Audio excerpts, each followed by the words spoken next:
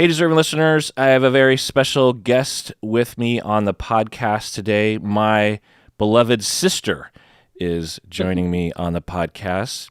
Thank you. Good morning to all as well. And I'm so honored to be here. So, first question, Colleen. All right. What was it like in our family when we were young?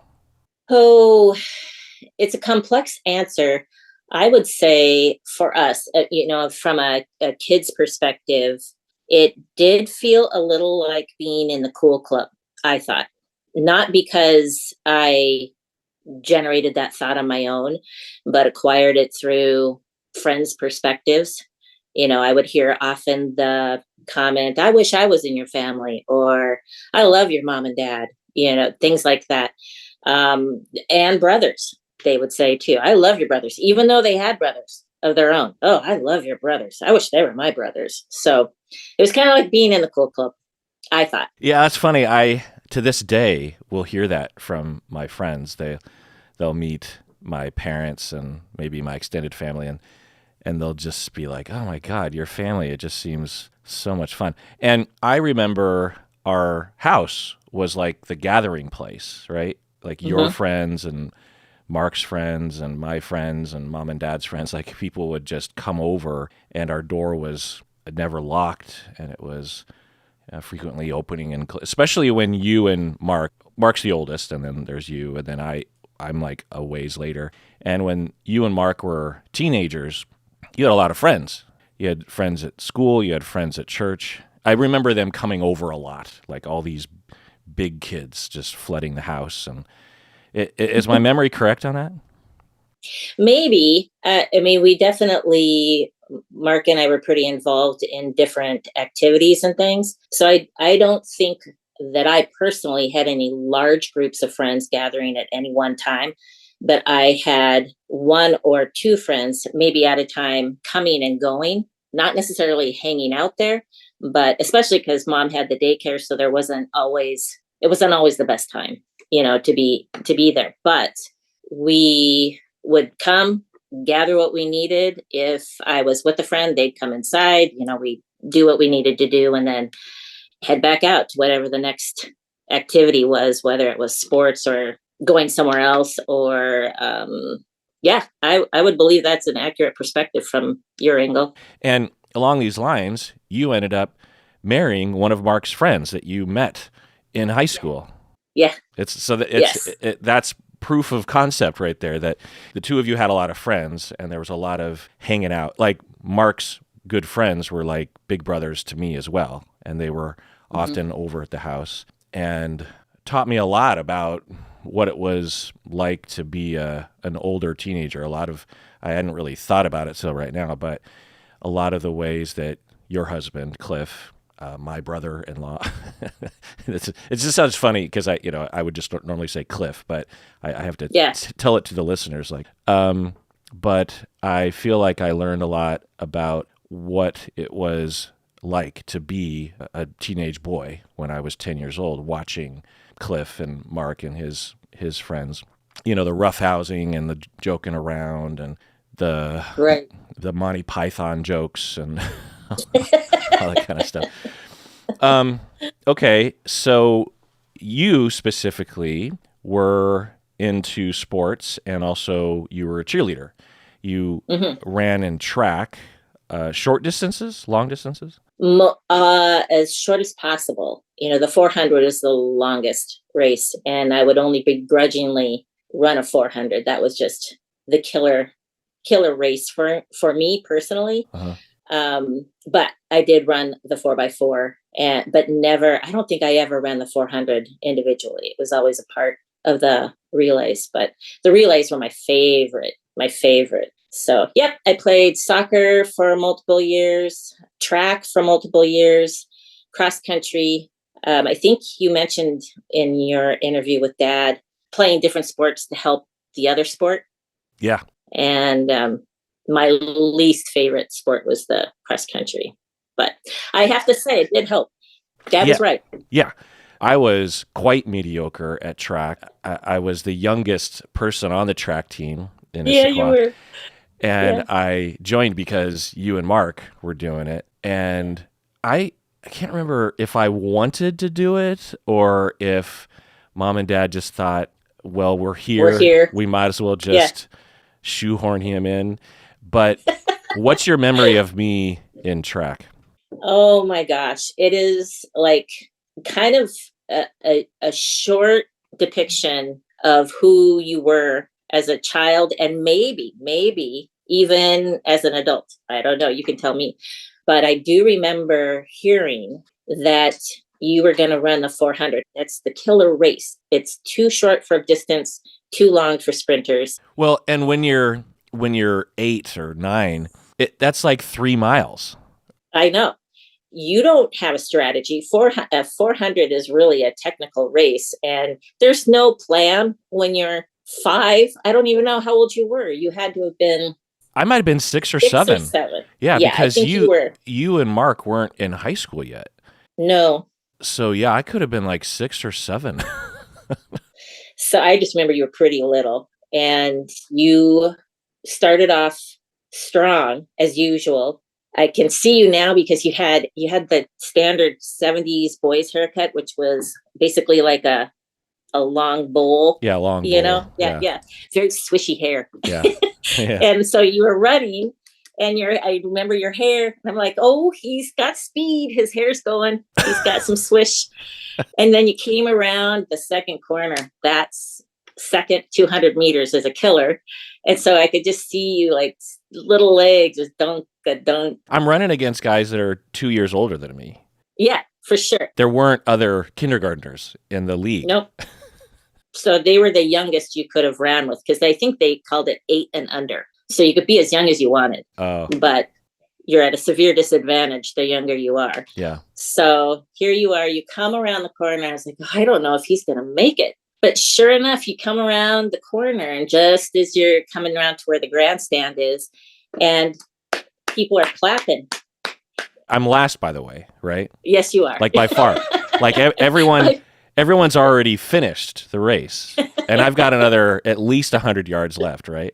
Yes. Yeah. You do. And you totally gunned it. I mean, you had some gas left, and you just finished strong. And I was like, he did it. He finished. And you finished strong too, because you always want to kick. Yeah. I Well, don't think you planned it. the way that you told the story before was you were saying that on the other side of the track, which is away from the stands, Yeah. it feels like you're a mile away over there when you're a little kid. And I was losing focus to some extent, falling behind, and I didn't seem to really care that much, and I was daydreaming probably, and in my own world, as I would often be. Just doing your own thing. Yeah, just kind of like doopy doopy doo, and then I'm coming around the track, and then people start cheering me, and I look up at the stands, and I'm like, oh yeah, that's right. There's like a crowd. Right. I'm in a race. And then I like put it into high gear. Yeah. and so is that indicative of what I was like as a kid? Yeah, for sure. I mean, as a kid, you were super easygoing. You were very chill in my memory. I don't remember ever a meltdown or a tantrum or acting out in any real way. I don't remember any of us kids really doing that. But you were very easygoing, and you were young enough that, and age wise, we were spread out enough that you were observing. You're taking it all in. It's all new and not necessarily your age group yet. So it's all kind of overwhelming at times. You were introverted, but that's too one-dimensional. I think you were more introspective. Just like you said, you were in your own world. You were in your own space. So while your brain was just always on and going, and I think at times it came across as being sort of spacey, but it wasn't. It was like you were just out on a whole different tangent. And so to come back and be where everyone else was, it was like you had to come way back and like re-enter where the rest of us were. And it wasn't because you weren't thinking. It was because you were thinking a bazillion things all at once, or something very, very deeply. What was I thinking about when I was young? That is a really good question, because I think we all wondered that at times. What were you thinking? Where are you? And I think you, I don't know, you just were really a deep thinker, a really deep thinker. Hmm. I think I've told mom this before, where the expression for deep in thought and no thought is the same expression. It's the same face. Yeah. So you cannot tell what's going on. Which one is it? No thought, or are you deep in thought? And I'm fairly certain, since you were really young, you couldn't articulate. I'm thinking a lot of thoughts. And, well, what are you thinking? I don't even know. I can't. I can't even describe it. So I don't think you could articulate it, but I know you were thinking very, very deep things, very in depth. Well, I have wondered as to why that would be, and the biggest, most obvious factor, I think, is that I remember distinctly feeling like mom and dad had each other, and you and Mark had each other, and then there was me. And I couldn't play with you and Mark for very long because I wasn't big, I wasn't as smart. I couldn't keep up with the two of you. And I just had to figure out how to entertain myself in my own mind. And back then, there was no Nintendo or iPhones, and so I just had to go somewhere in my head. And we didn't even have very many toys back then, right? No, we really didn't. Yeah. I don't think kids in the early 70s, any kid had very many toys. And the toys that we had would be pretty limited in their entertainment value, like Right. a G.I. Joe figure or an army truck or a ball or something. I don't know.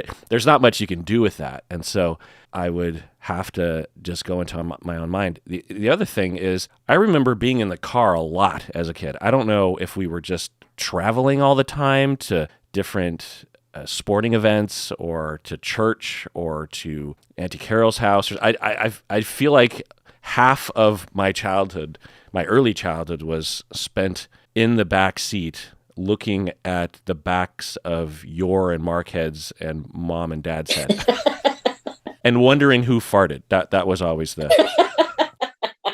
Did anyone claim it? Well, dad would. Dads were like a weapon of mass destruction. I mean, it was like the worst smelling. Do you remember that? I do remember that if dad was, silently farting and doing something, there'd be kind of this glancing around at each other, like, hey, do you smell something? But then, you look at dad and you can see his eyes in the rear view mirror, right?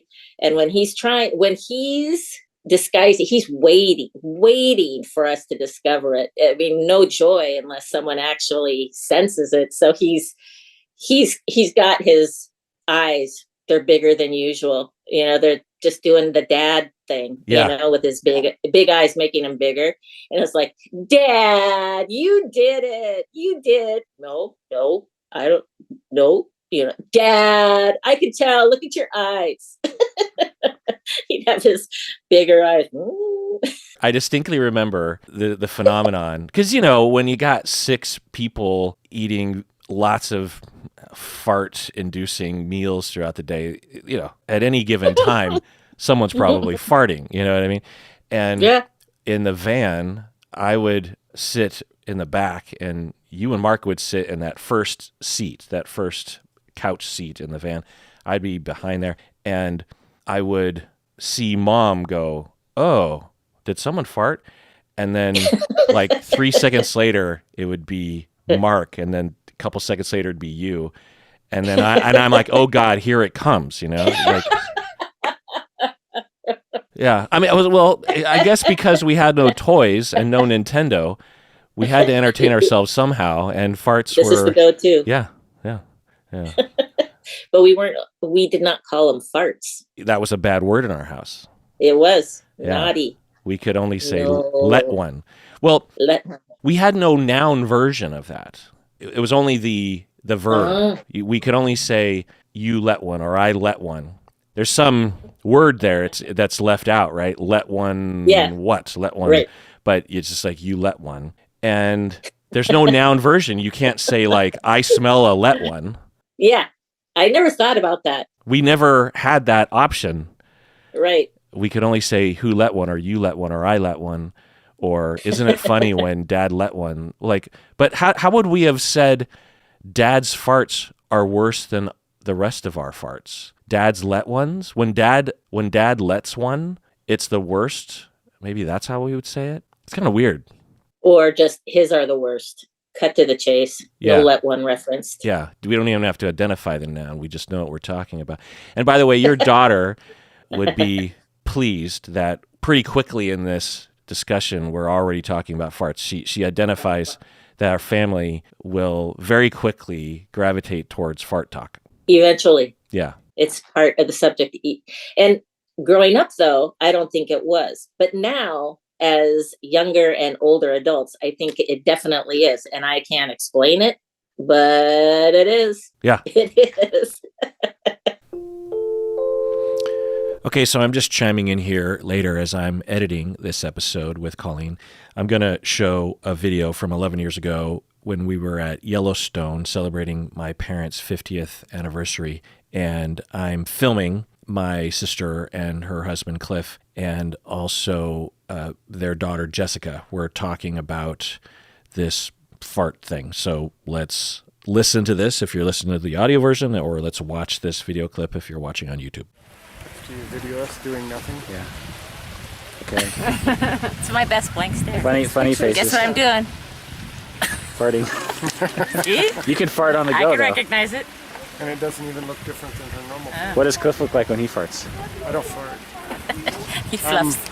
Delicate and He's like a flower. cultured. I'm cultured. Right. Only the conversations about farting. We talk about farts too much in our family. No, just you too. Oh, we just enjoy it. Have you ever like kept like a fart journal? Only hypothetical. No. I should keep a fart journal. Yeah, maybe you are about that. She's like, please. No, Because I know you'll do it. Let's not think about this. He will. He writes everything down. Right there. What's wrong with that? There's nothing wrong with that. You got it on your hands? 10:01 p.m. Everything Farted. is journal. All right, back to the episode with Colleen. Did you know there are some people who came from families where, like, I have some friends who, the two of them, they've been together for 25 years. They don't fart in front of each other because it's impolite to do so. They and fine, but they grew up in families where that was the case, where people would never fart willingly in front of other people. They would wait until they were in the bathroom, or I don't know what they do, just absorb the gas into their body. Like, it doesn't sound pleasant. I mean, you would literally hold me down and fart in you would walk in front of my face and fart in front of my face. I do not have memory of this. Oh, How cruel. I remember But your genes. impressive nonetheless. Yeah. You remember my genes. Yeah. You know. Walking away. Yeah. No. You would Wafting. you would wait, and at the right moment you would stand up and sort of like casually just turn, like you would be 12 inches from my face with your butt. And then you just go womp. You don't remember that? I do not. I don't. Yeah. Wow. Rude and yay me all at once. Yeah, but it wasn't just you. It was Mark and I don't think mom and dad wouldn't do that, but No. but they certainly wouldn't hold back a fart. You know what I mean? Would we have farted at the dinner table? Probably not. No. Mm-mm. Yeah. No, because while we weren't super rigid, manners mattered. So we did have manners at the table. Maybe the only place we had manners, but it was pretty, I don't think if we did, it was on accident, and it would have been a true moment Yeah. to shine. I don't know. We did Maybe own it. a lot of manners at the dinner table compared to other families. Well, I don't know. I feel like a lot of kids, my friends, also were taught to behave a certain way at the table. right? Mm-hmm. Like no elbow on the table, Eat with your mouth closed. eat with your mouth closed, right? What else? I mean, pretty simple things. So what else do you remember? Because when I ask the listeners for questions, there's always a fair amount of questions about what I was like as a kid. Did I exhibit any kind of signs that I would be into psychology, or that I thought about the human condition, or that I would be a podcaster? Did you see anything along those lines? Well, not specifically therapy for sure. I didn't see that coming. But as far as having a innate interest in psychology, for sure, because how in deep thought can you be? I mean, that is theory after theory after theory that evolves over time, and there's no set answer. So you can think about those things for a long time. So I could totally see where that would be something that one, you kind of did on your own as a child. You were doing it, you just didn't, there was no name for it. It was just something you did. And then as you were a teen, as far as having a podcast goes, you and there was another good friend you had, and Kevin, would do videos in our basement with Dad's camera, video camera. Yeah. And they were often a like a radio show type or TV show type setting. Yeah. You know, with commercial breaks that were also you doing commercial breaks. All right, so I'm going to chime in here and show a short clip of me and my friends making what we thought was a comedy video in middle school. And if you're listening to this, what's happening is I am like an announcer, and I am saying, now for a man with two noses, and my friend Tim blows his nose and then puts his hand underneath his shirt, and then there's another blowing of a nose. We thought it was hilarious when we were kids. For the man with two noses.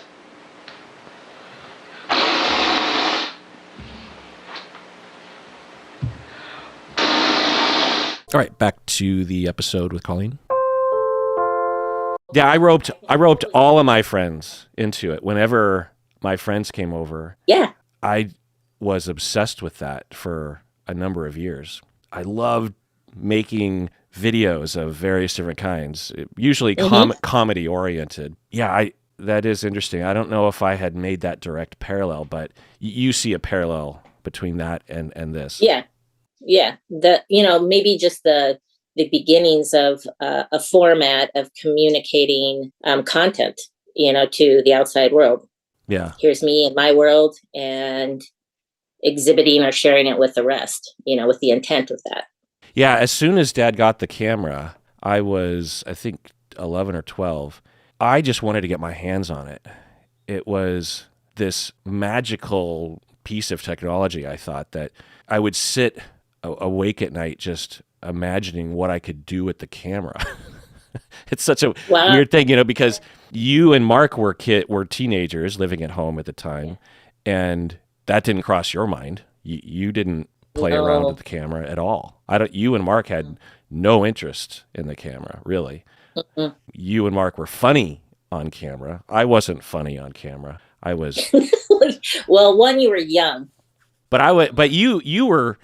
I'm gonna insert a video here of when Dad first got the camera. You were probably the best person to point the camera at. You and Cliff, actually. You and your husband, your eventual husband. Oh, hilarious. What, is he taking a picture now? Sure he is. Oh, good. Get in the picture of Slip.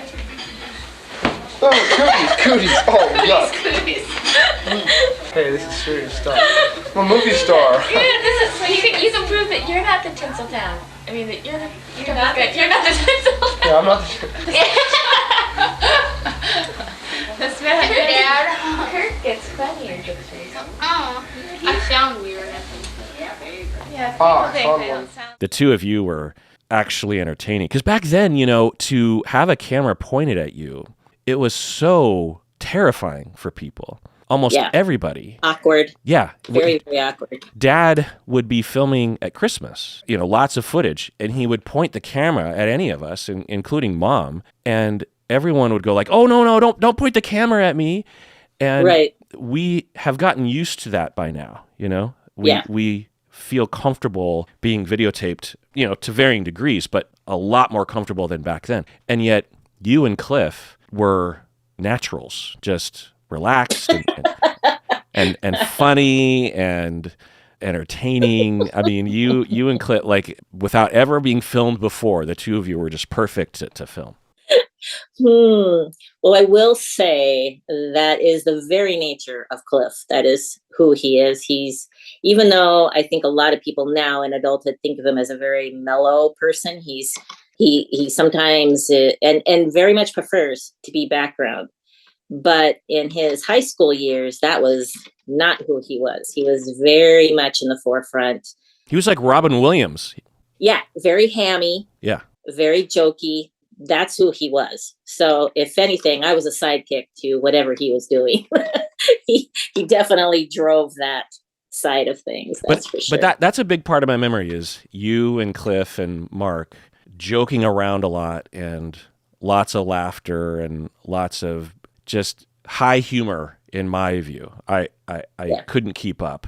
I'll show a clip right now of you, me, and Cliff are, I think, playing cards, laying on the living room floor, and I reach across to get an M&M from a little bowl, and Cliff smacks my hand like really fast.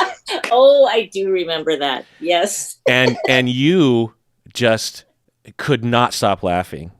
Yeah. 3 down. Okay. Drop that.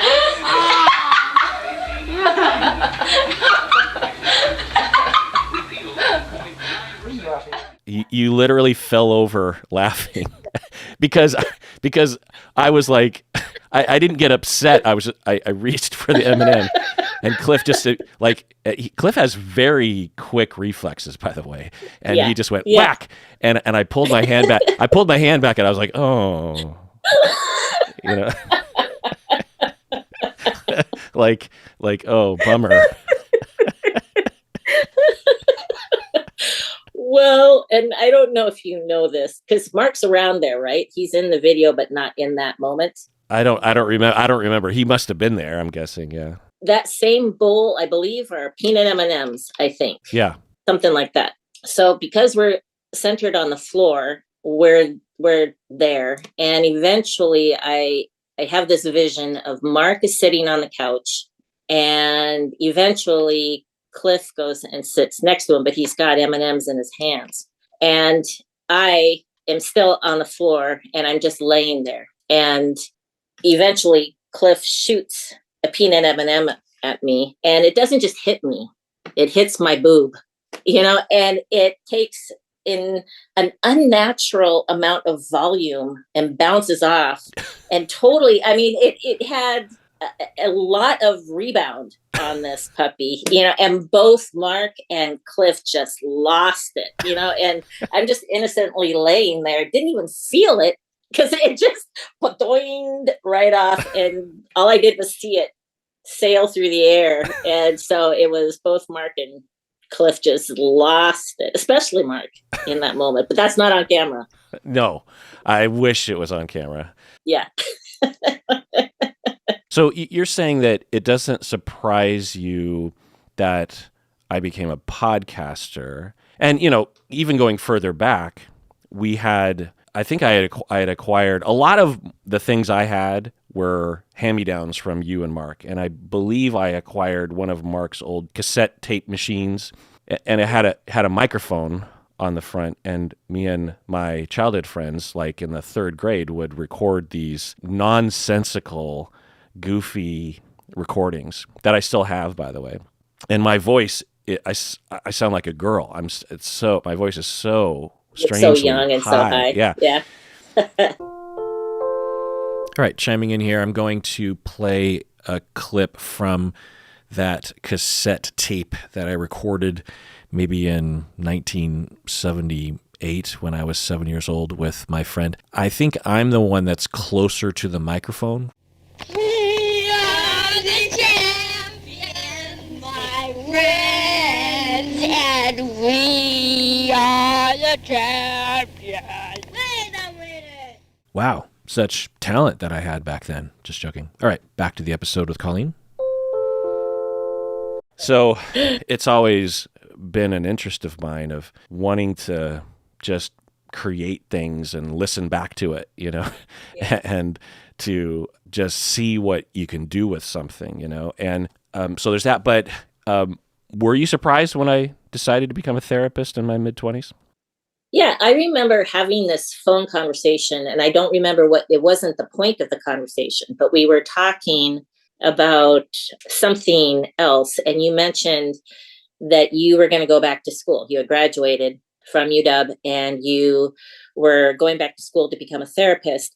And that really surprised me because wouldn't have been on my radar for you at all. And it really isn't in our family either. So you wouldn't go, oh, someone, yeah, that makes sense because you've had that modeled, or it makes sense because you showed an interest when so and so did it. The closest thing I can think of, I know mom said when she was younger, if she could pick, she wanted to be a social worker. So maybe, that kind of aim of wanting to help people.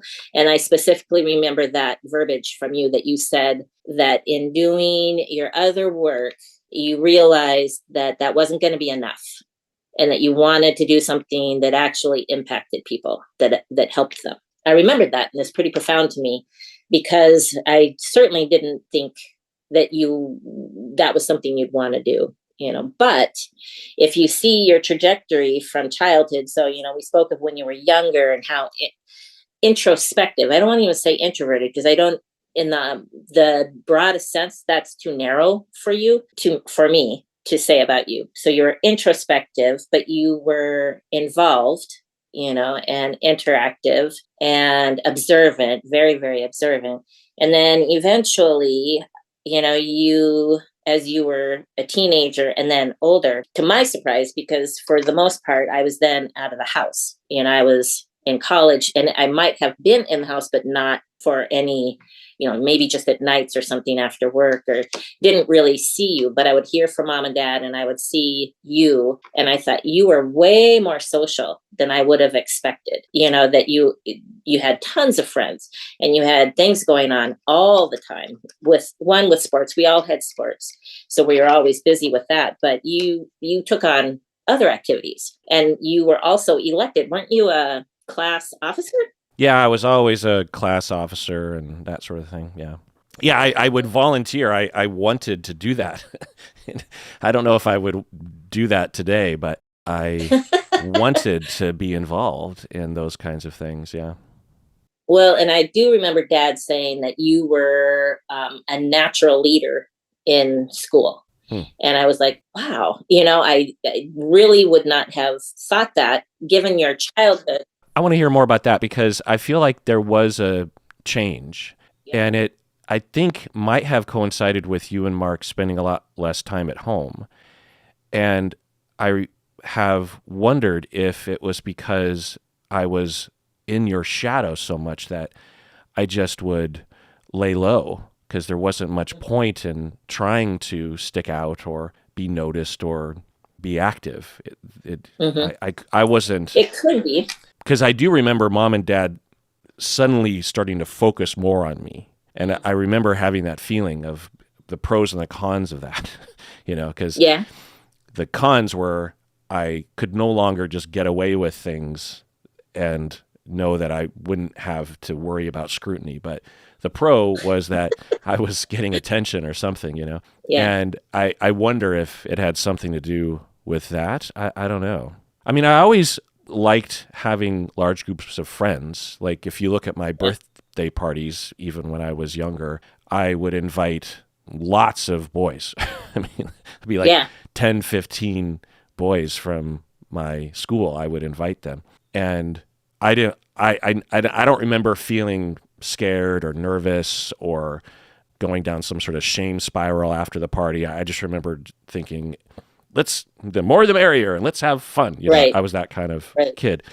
But it's interesting to hear you say that you were surprised at how active and extroverted I was in high school. Yeah.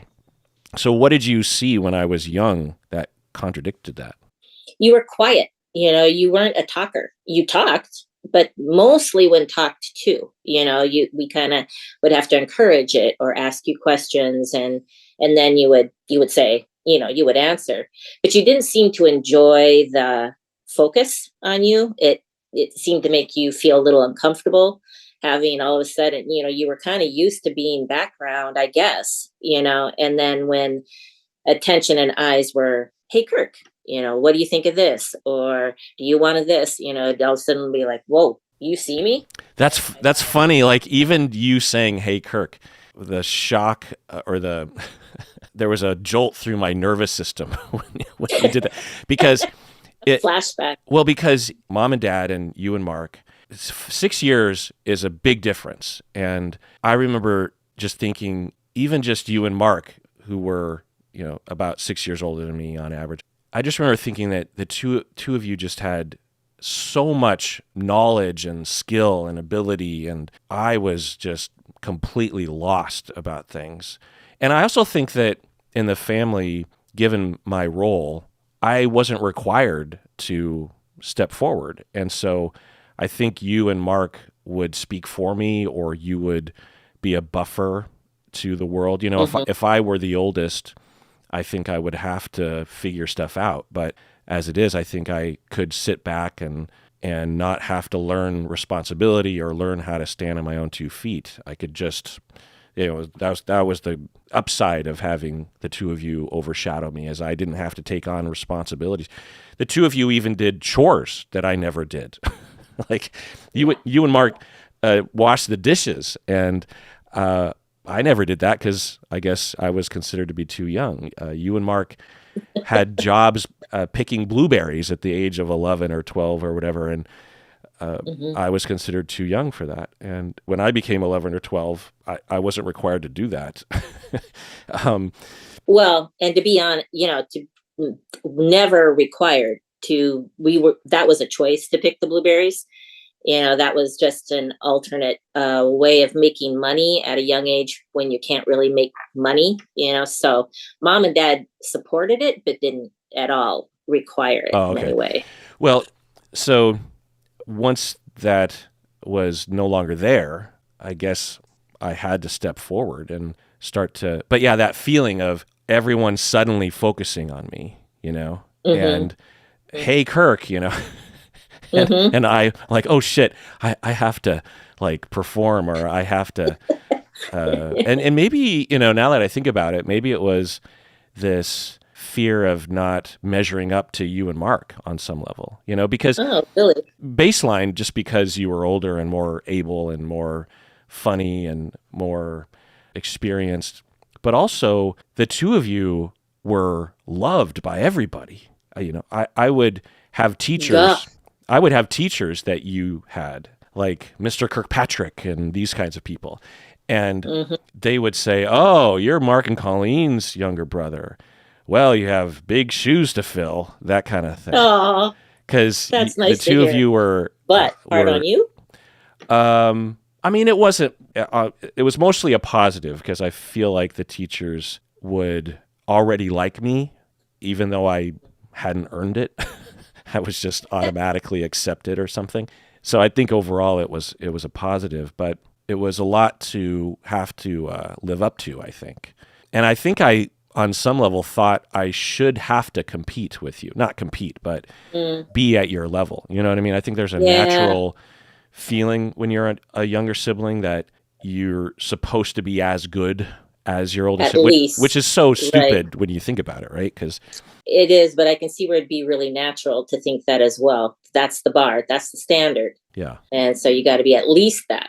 Right. Not close, not less, but at least. Right. So I could understand that pressure for sure. Yeah. Without really thinking about it. It's just there. Because it's weird to think about me not being a talker, because no one would. That's just it, is that's such a contrast to who you were as a child. You were not a talker that I remember. I mean, it wasn't that you were anti, you weren't a non-talker, but you waited to be talked to, right? In general, at least within the family, the context of the family. With your friends and peers, might have been totally different, But it sounded like, and what I observed was when friends came, you were very much it was at the very least a plan. You were engaged in planning with your friends what you were going to be doing, how you were going to be doing it.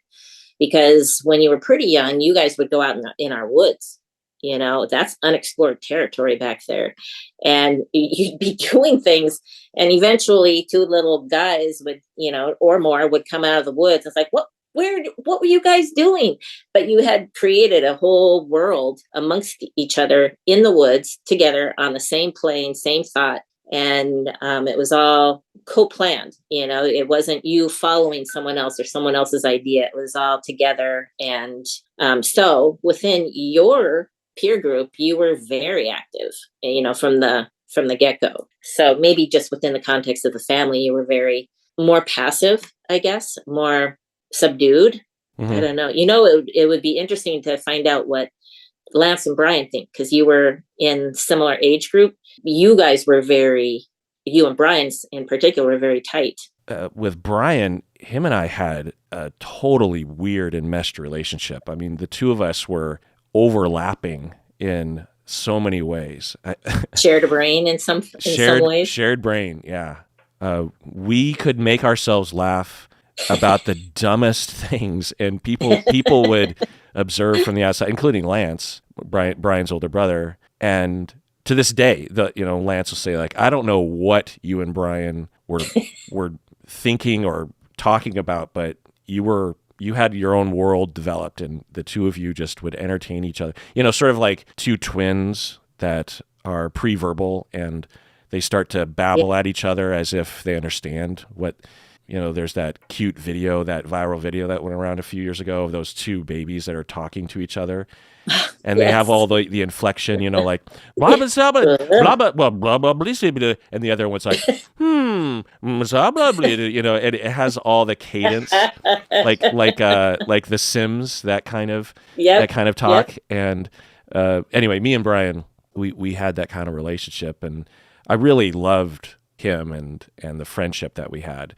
When we became teenagers, we developed our close relationships with our friends in school and stuff. And it wasn't the same after that. But yeah, anyway, Yeah, I do remember feeling not as if I was a quiet kid, but I just didn't. And I guess it's interesting because I go into this mode often, like I was talking earlier about being at dinner with my friends. And these guys are very talkative, more talkative than me. For those, Umberto, for example, and so he was one of them. When we socialize, Umberto had just, it's just a lot of activity verbally, and his brother is the same. And there were some other guys there too. And so I will very, very quickly gravitate towards this place where I just don't say anything. I'm not being quiet, but I don't feel like I have anything important enough to interrupt or to drag the attention towards me. I'm totally fine just listening and smiling and laughing and maybe one or two words every now and then, but I don't feel this compulsion to participate. And I think or to match. Yeah, I think there's pros and cons to that. I think the pro is that I'm not adding to the din of the conversation, but the con is that I might come across like I'm not particularly interested or that I'm distant or something. I was just going to ask you that. I was going to say, do people, when you're being quiet, do they sometimes say, "Are you okay?" Or say, you seem different. Was there something bothering you? Or because they're used to seeing you more. Not that, not that, but at work, there would be moments in my early career at the university, because similarly, I would be among people that were a lot older than me, like mom and dad's age. The university was 95% that, and they obviously had a lot more experience and knowledge and power. And so I was totally fine just disappearing. And even though I might have some opinions, I just thought, but my opinion doesn't really matter enough for me to draw the attention towards me. And that contrasts very much with my typical mode, where I'm much more talkative and forward and a part of the mix, you know what I mean? So I guess I got that from when I was a kid. Yeah, for sure. Within our family as an adult, you are the initiator. Right. You're the one that starts the get together, the conversation, and the mode or the tone of it. This is what we're going to do, and so, man, I appreciate that a lot. So being the organizer and the communicator, taking a lead in big ways, for sure. Idea, it's one thing to be the idea person, but sometimes idea people aren't good organizers. But you have both. You've got the execution as well as the plan. Yeah, I learned a long time ago that this is my role in the family. I didn't take it on willingly. I mean, I'm fine with it now, but in the beginning, I would never have thought, like, in my early 20s, I never would have thought I would become the leader of the family, because I was never that way growing up, and I'm the third oldest kid. So, and I don't consider myself, particularly back then, to be particularly charming or charismatic in any sort of way. You know what I mean? And and I think a lot of people would disagree with you on that. You're totally charismatic. I think that's just not a goal. I think I've developed. I have learned, particularly as a therapist and as a professor, you have to be likable. But I don't know how good I was at that when I was younger. Well, you do it well, and I appreciate it. I'm fairly certain, can't speak for anyone else, but I'm pretty sure that I can say that it's very much appreciated to have. Well, our family is just so cool about things. Like, no one complains. No one's like, ugh, I can't believe we did it that way. People, I kind of think of our family as you show up and you just leave your negativity at the door. You just don't even go there in your head. You don't ask that question of, is this really what I want to do? Or is there something else I'd rather be doing? It's like, hey, we're with family and it's valuable, and just have a good time, and enjoy yourself. Right. Not all families are like that. I feel like have you interacted with families where their get-togethers seem to have that kind of negativity? Well, I think sometimes it depends on their history. If there's a lot of hurt in, as kids or within the family, or if there's favorites or perceived favorites, there can be some baggage, and that can come into the conversation that, is unexpected or puts a flavor on things that wouldn't ordinarily to the layperson coming in. Do you think mom and dad had favorites? Did they have favorites? I think it was a no-no. It was a philosophical nope. That's a nope. That is not what you do. Mom and dad were very adamant about saying there were no favorites, but right. if you could get behind that policy, do you think they might have had favorites? That's a strong, loaded question. Here's what I think. I think that, and this might not just be unique to our family, but I think that every person has their niche or their role in the family. If mom or dad had a need or this is what has to happen kind of thing, then you're the person that does it. It's just, that's the automatic, so it doesn't necessarily get spread evenly. That's what you've always done. That's your job. And so you're the person that steps up in that zone. So I will say, when, all of us kids were at home, so you and Mark are in high school, I'm in late grade school, Kevin would have been kindergarten age, I'm guessing, around there. So pretty big spread there. I would have thought you were the favorite. Not that I felt unfavored, but it just seemed like you were the golden child. You had all the charm, and you were easygoing, and certainly Mark had charm and he was easygoing, but he was more reserved than you were. You were front and center. You were very bubbly at church and at school and at home, and you were good at smoothing things over. You never caused any problems. You were smart, and then when you're at University of Washington, you were magna cum laude, right? So you were getting a 3.9 at UW, 3.85. What were you getting at UW? Yeah, 3.8ish in that. Yeah, which is insane, by the way. To contrast things, like to get that overall grade point average at University of Washington, which is, one of the most competitive schools around, because we don't really have Ivy League schools on the West Coast, So UW you could consider to be kind of in that direction, particularly in different schools like the psychology school and, and the business school that you and I went to. I followed in your footsteps. You actually paved the way and I think even advised me to do it. And I was like, okay, that's what I'll do. But anyway, to get that kind of grade point average, you have to get a lot of 4.0s, an occasional 3.9, and maybe one or two 3.6s or 3.7s. Because, the first time you get a 2.9, your whole grade point average just starts to get dragged down, right? So, Right. And 90% of the time, the classes are graded on a curve. So not only do you have to do well, but you got to beat all the other people in the class. You've got to outshine everybody else.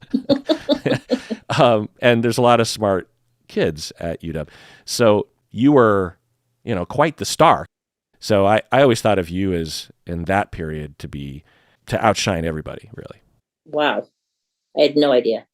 I guess I didn't,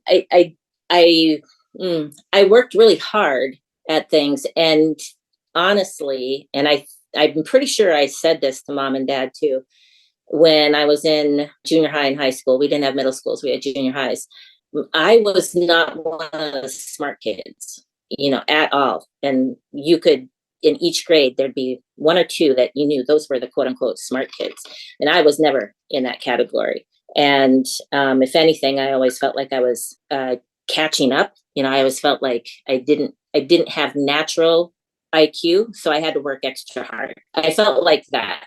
But to me, what I remember saying to mom at one point was I thought that Mark was way smarter than I was. It just wasn't shown on a GPA, So because to get what I got, I had to work really hard. And there are some people who didn't have to work that hard at all. They just had it. And Mark could walk in, take a test, not study, and do just fine.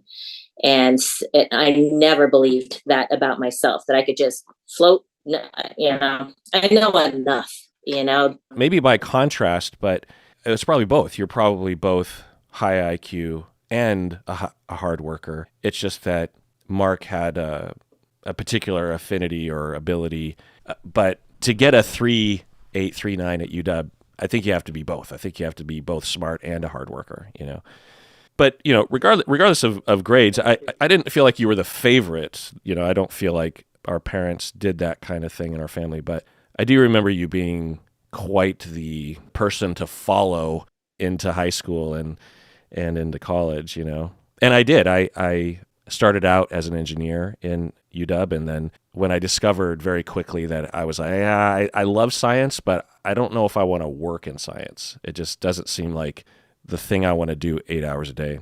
And so I was kind of aimless, and then you suggested I go into business school like you did, and I was like, sounds like a good idea. I mean, it's applicable to a lot of different kinds of things. It's not like literature or engineering or music where you're kind of railroaded. Business could be anything, including being a podcaster and a private practice therapist. But right. But along these lines, do you remember telling me that I needed to join a frat? I don't. I find that really interesting do you remember what I said?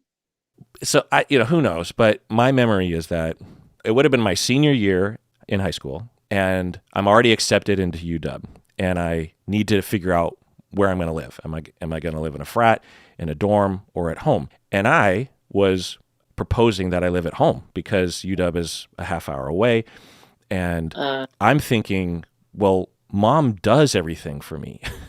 she does my laundry. The only chore I have is to take the garbage out once every couple days, which is pretty easy to do, but I would still complain about it, And I also just thought, I don't know what it's like over there. And it was just a big unknown. And I had so much freedom and independence and support. I had my basement bedroom, and I could, leave and come home when I wanted to. It just felt like, what's the point in leaving the house? And I proposed this, and mom said, oh, no, you're not living at home. She said that. Yeah. Oh, Yeah. She said, no, interesting. you're living on campus. And then you said, and you're living in a frat. You need to join a frat. I mean, you wouldn't have been like draconian about it, but I think you had opinions about the better option. Do you remember having that feeling? Yeah, I did. And it was, I thought, a good fit for you, for, where you were coming from in high school. You were active and involved, and it seemed like the better fit, best fit. Like for what would be the worry that you had at the time of, and by the way, I appreciate that because it was the better choice. The fraternity, I'm still friends with dozens of those guys. Very formative time in my life. And if I lived at home in particular, but even if I lived in the dorms, I don't think I would have had those formative experiences. I learned a lot and had a lot of really meaningful experiences. But what were you worried about in terms of, well, if he doesn't join a fraternity, then this might happen? What were you worried about? Less fulfillment as far as the whole 4-year or more experience. There's just more to be had besides an education. And I think for me personally, if it wasn't there in front of me, if it wasn't prepared for me, then I probably wouldn't have gone and found it. I probably would have just been content to be, uninvolved or on the periphery. I felt it was to be more involved, to be more included, actually, that you would have to work harder to have the same experiences and not even have them, if you lived in a dorm. Mm-hmm. It would be convenient, but not involved. Yeah. The Greek system, there's pros and cons, and a lot of the cons are, I think, well understood by society. But in terms of the pros, you have this instant in-group. Like if you go to the dorms, you might have some roommates or people that live in your pod area, but there's no loyalty regarding if people want to leave and live somewhere else or new people want to come in. There's no defining line. Whereas when you join a house, there's a very definitive line. There's even initiations and like secrets that only you know about that define. It's a little cult in a way. And yeah, right. You even have the delineation of the location. Everyone, lives in this place, and you go through a lot together to bond you. Kind of like the military in the frats. I don't think the sororities do this kind of thing. Or did they? Did you guys have like Hell Week, that kind of thing? We did not.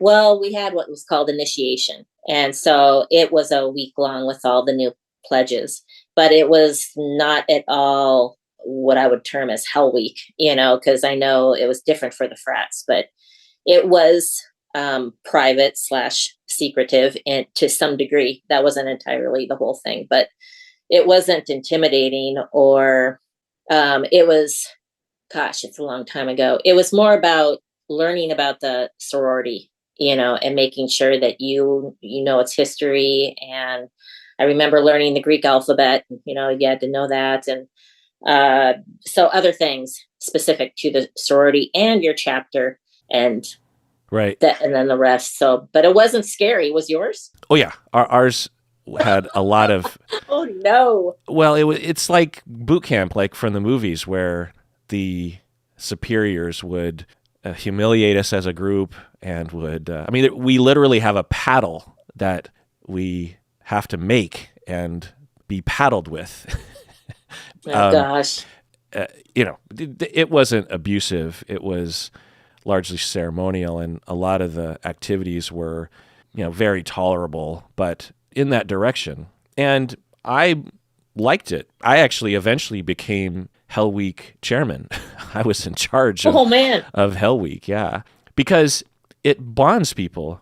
Yeah. It bonds the group, that class, that incoming group of like 20 guys. You become best friends during that time because they force you to live and sleep in the same room. Mm-hmm. And you do everything together and you experience everything together and you go through these mysterious things together and ceremonies together, and you emerge on the other side eternally bonded. in the way that the military is, Can it be a problem? Yeah. There are famous cases of people literally dying during Hell Week because of Right. abusive, harmful tactics being used. And so I coincidentally joined a frat that was just like 3 doors down from your sorority. Yeah. Do you remember me coming one time to your frat? I don't. Well, and I don't remember what the circumstances were, but I think mom and I were maybe either bringing you something or I don't even remember. I always thought it was Auntie Carol. So yeah. Maybe. I don't remember. I just remember I was there. It was on a weekend. I knock on the door. The front door of the house? And yeah. And, somebody opens it, but they look and I just say, hey, is Kirk here? Kirk Honda. And like, yeah. And I said, oh, I'm his sister. Can I see him? Yeah, I just need to see him real quick. And I don't know if we're dropping something off, picking you up, whatever, something.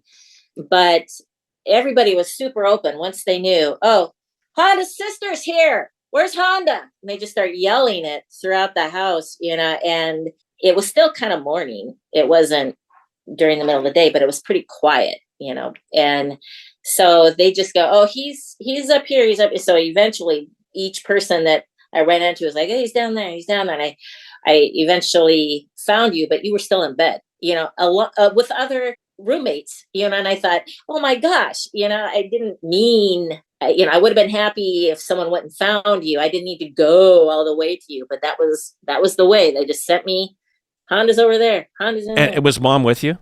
I think so, but I don't remember specifically. Okay, so in my head, I'm pretty sure. I had switched you out with Auntie Carol, but it was you. So it was, I think, Valentine's Day, and mom was dropping by a Valentine's Day gift or Boys' Day or something. It was some kind of minor holiday, and you and mom were in Seattle, and we're going to drop by with a gift bag. And you didn't wake me up because what happened was, so this room I was in, I don't know if you remember, we called it the habit trail, like a mouse or a rat habit trail, those plastic tubes. Yes. So a previous occupant of that room in the frat had used his construction skills to take a pretty small room and make 3 rooms out of it.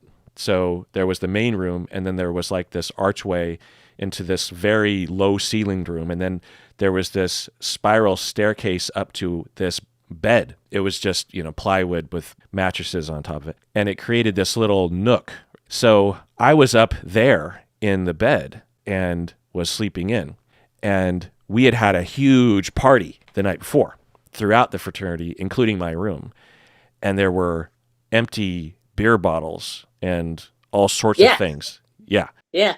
Like a lot, because there were a lot of people crammed in my room, and the recycling bin was all the way down the hallway, Colleen. So I'm not going to walk all the way down. No one's going to walk all the way down there. So everything was just left like on top of the stereo or on top of my dresser or on top of the couch or something.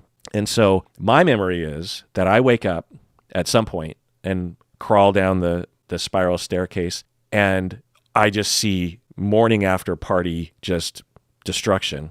And in the middle of everything, I see this little gift, this gift bag. And I'm like, what is that? And I open it up, and it's from you and mom. And I'm like, oh my God, they came in here and then left. You know what I mean? Like, you must have come in and said, oh, he must be in bed, and he must be like up there somewhere. I can't really tell. And then you left. And then, I woke up and I thought, of all the days that mom and Colleen decide to stop by and just randomly come into my room, I mean, it must have just been quite a sight. So do you remember seeing the evidence of the morning after party? The mayhem. I do remember the mayhem. I remember being impressed. Like, wow. Because even though we had exchanges and whatnot, we didn't necessarily, it wasn't the norm to go to the various wings, of a frat. You stay in the main rooms and stuff. So, when I was being sent, I didn't know where I was going and didn't know where I was going to end up. But I do remember saying hi to you. You did wake up for a brief moment, Oh, but you were delirious, you were not totally awake, so, and there were other people in the room, so I'm trying to be quiet, so it was like, I had no idea where I was going, and I end up going, and there's in a room of sleeping guys, and so I'm just trying to be ever so quiet, and at the same time and somebody else was awake, but not entirely, more awake than you. And I was just saying, I'm here. This is Kirk's, kind of thing. And that's funny. Yeah. I'm glad that you remember that. And I'm glad you've set the record straight in my head, because I knew it was Mom, and I guess I forgot it was you. So I just inserted Auntie Carol in there, but yeah, it was you. That's funny. Yeah. Yeah. And I think I remember thinking, guys, like, don't just send my family back to my fucking room. Like, come get me, for crying out loud. Like, or open the door and look in before you let them in, like, then people go. Yeah. Like, think about the situation here, but at the same time, I never thought that you and Mom would judge me, or I just thought, like, well, I guess they now see firsthand, like, what college life is like for me, the two of you wanted me to be in a frat, so here you go. This is what we do. Right. You get what you get. This is what you get. I don't remember telling Mom. I do remember being impressed. I do remember going, yeah, that was a night. Yeah, because your sorority there was a small group of sororities that we would hang out with, and yours was one of them. Yours was the coolest of that group.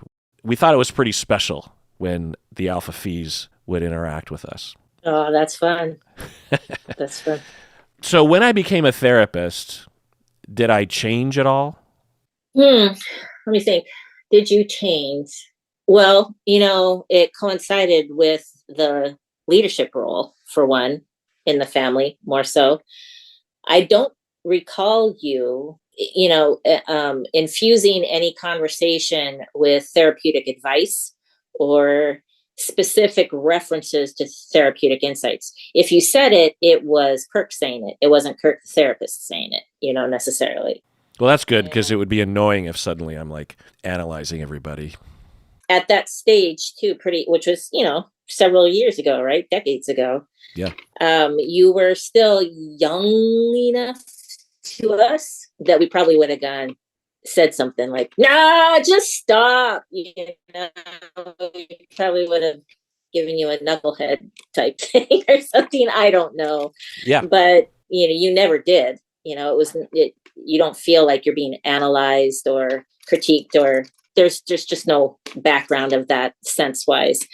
As far as changing, no, I just cannot believe how much you do. I don't know if you ever sleep, because you had a band for a good portion of that, and was an active band. And then you were super social, and you're still going to school, and then graduated, and then you were doing life after that. I don't know how you have produced all that you produce and still have a life for yourself and thrive, that you have just so much on your plate, and yet you manage, you're doing it well and doing it super well. And so I do remember thinking, how is he doing all of that? And then it didn't make more sense. You just did more on top of that, so it's like, how it makes no sense. I have no idea how you get done what you do. It's amazing. So what are your memories about being half Japanese growing up? Being younger, it was more noted, like when we lived before Issaquah, before we lived there, it was more noted to us from our friends. When we were in Kent, Washington, we lived in Kent, the suburbs of Seattle. Right. So we lived in Kent, and I do remember other children, our friends, would ask us, Mark and I, what are you? Those are the words. What are you? And we knew exactly what they meant. We were never confused. And the go-tos were Chinese. The first assumption was Chinese. Then the next one was Hawaiian. Those were the two things they would ask. Are you Chinese or are you Hawaiian? And so for whatever reason, those were the two references they had. And once, we would say we were Japanese, they would kind of stare for maybe 1 to 3 seconds. And then that was it that I can remember. There was no reference about it. It wasn't much of a thing. It felt more like being Caucasian with a Japanese twist. I think it wasn't a discussion or a topic very often. And it would become more so if any of our friends would join us with our Honda family, right? Because now there's more of us. I specifically, I don't feel like I look Asian or Japanese enough sometimes that I blend. I can blend with Caucasians, but if I'm with Japanese, I blend with Japanese, even though I may not look 100%. I still don't look out of place. It wasn't really a thing. It was a positive thing. And I do remember that. And I attribute that so much to our ancestors, our predecessors, because they didn't grow up with that. We got the benefits of their fight, their endurances, their sufferings, their fight, even though I don't think any of Dad's family would call it a fight. I think they held their honor and they endured and were humble and honest and hardworking and smart. They just really paved the way for how do you be a good person, and so I think we got to benefit from that I just didn't have any negatives. There just weren't any downsides to it. Yeah, it's well put. I hadn't really thought of it that way, but yeah, that makes a lot of sense to me. So when you were older, high school, there was never any comments or any kind of jokes? Not that I remember, and not that I took offense to. If there was any, I don't remember taking any offense. However, thanks to social media or no thanks to social media, I have learned that some of our classmates aren't necessarily as open-minded or as I would have assumed, because I did not personally have any confrontations or have to confront anybody due to their attitude. But honestly, I think there's probably a good portion of the people I went to school with who didn't know that Mark and I were half Japanese, so if they don't know, there's nothing to contend. But you're saying that with social media, you've learned that some of your classmates are racist and have racist attitudes about Asians. But mostly, I would say predominantly not. That's the thing.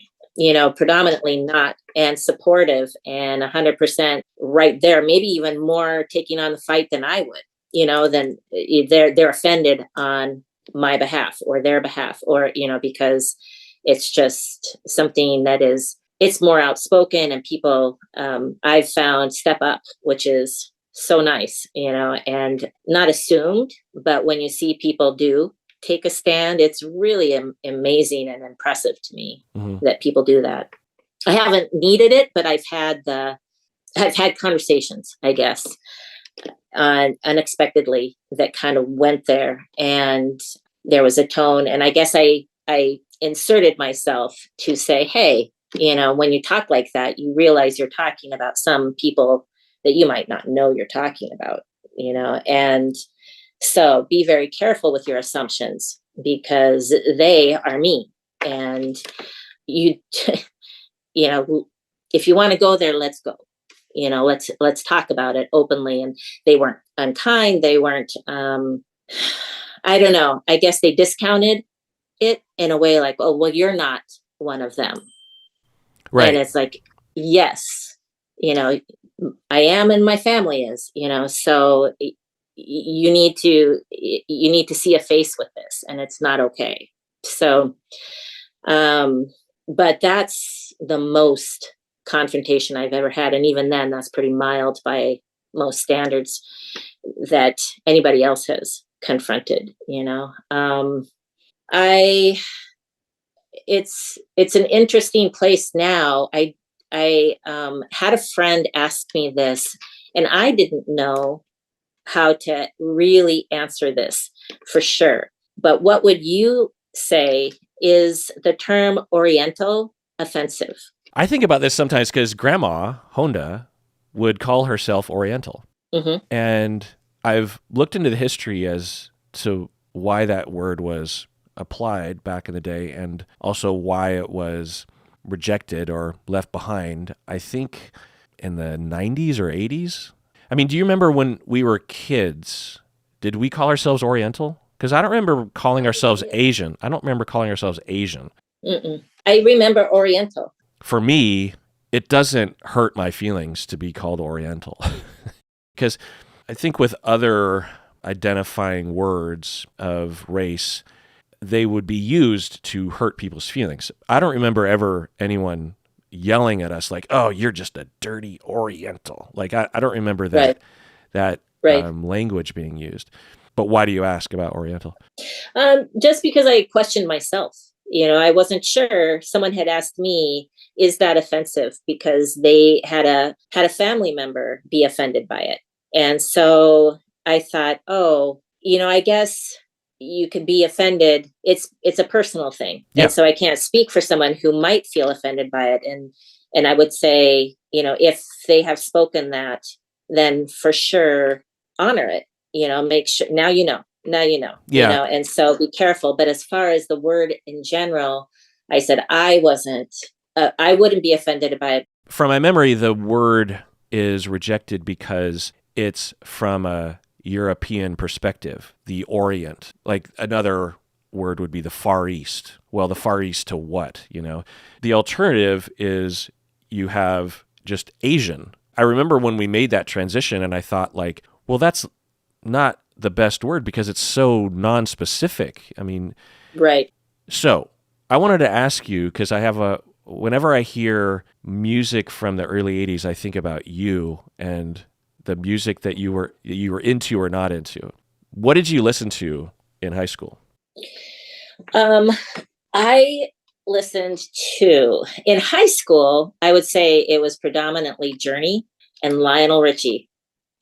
Those two, totally different genres, but any moment a Journey song or a Lionel Richie song comes on, I'm turning it up, and there we go. I liked Bruce Hornsby back then, Survivor. Oh. And secretly, I liked AC/DC. Oh, wow. That's a little hard metal there in general, but I found myself, because when we had our exchange student stay in our house, one of the first things he purchased when he came was an AC/DC album. And he invited me to listen to it. And I remember thinking, well, this isn't my zone.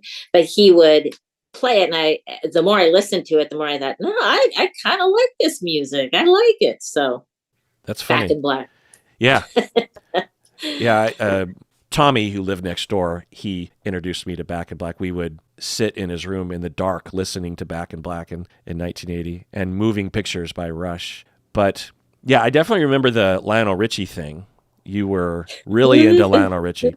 But I don't remember you being into Journey, but it totally makes sense because I remember that album, particularly Escape, Yeah. I love Journey, and Stacy does too. We listen to Journey all the time. So I think that had a big... Did Mark listen to Journey, or is that mainly you? Probably mainly me. Huh. But he had a very broad music palette. He liked a lot of different kinds, way more than me. And he knew a lot of history on who he listened to, who he chose to listen to. He listened to Boston and the Beatles and Queen, and those are the main ones I remember. But that's interesting because I would have thought that Journey was from Mark, but you're saying it's from you. That's interesting, huh? Because Journey was huge, and I remember it was because it was being played in the house when I was 9 years old. When you're 9 or 10, you don't really choose your own music. You just listen to what Mark also listened to Beach Boys. Yeah, he did a lot of Beach Boys, now that you mention it. Dad, every Christmas, would get us all a bunch of records. Right. He would buy each of us like 3 or 4 records, and records are expensive, and we might not get any records throughout the year and only get them for Christmas. and Dad locked in on Pat Benatar as something that you liked, right? Yeah, that's right. I do remember they, for whatever reason, they would always give me female artists. So the first one, I mean, maybe just because it's natural. I'm the girl, so I get female artists. But I think the first album they got me was a Helen Reddy album. Do you even know who she is? Yeah. I am woman. So we sang. I mean, that was the first one. And then I think we got Olivia Newton-John one time. Dad kind of locked in on it and bought you a few albums over a few Christmases. And you would say, Dad, thanks, but I'm not really into Pat Benatar. She was pretty hardcore for those days, as far as her look and her style. But I do like her songs. I know all the words. Okay, well, the hit ones, anyways. But I actually said that rude.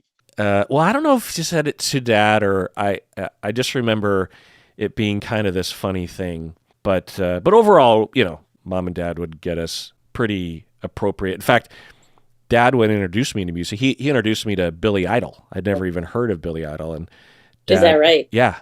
Dad's like, oh yeah, you should check out this Billy Idol guy. And I was like, oh, okay. And then, he became this huge thing.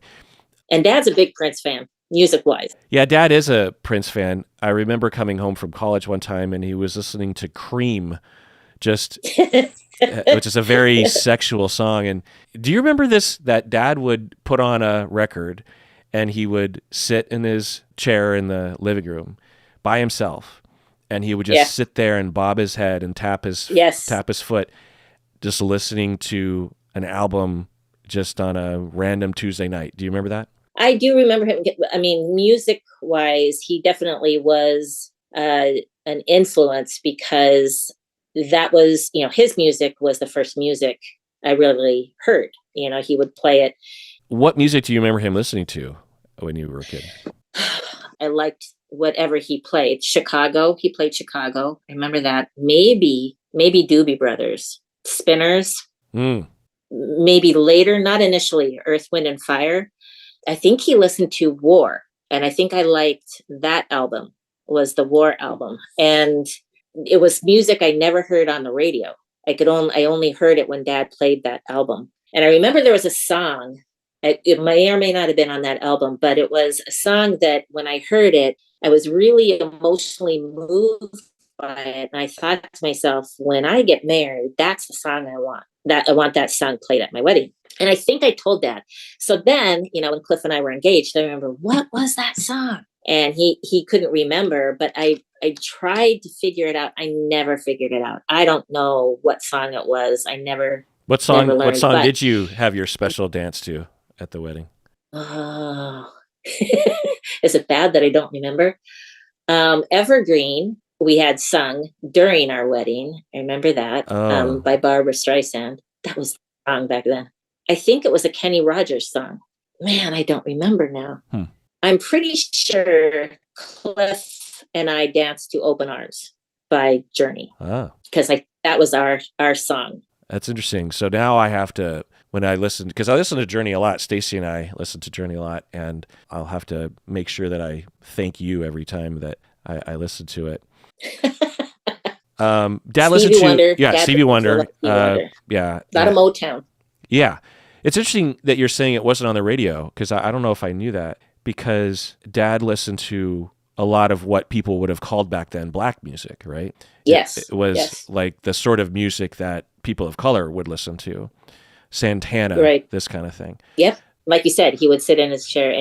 But if you did come into that, eventually I think he would start a group dance. Like, oh, really? Get up and do his slow-mo dance. Oh, really? Yeah. And so he tried to get others to join him, Really? I don't remember that.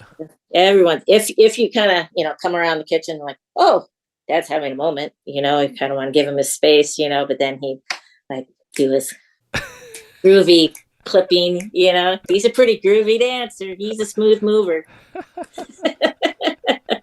Dad's got the rhythm.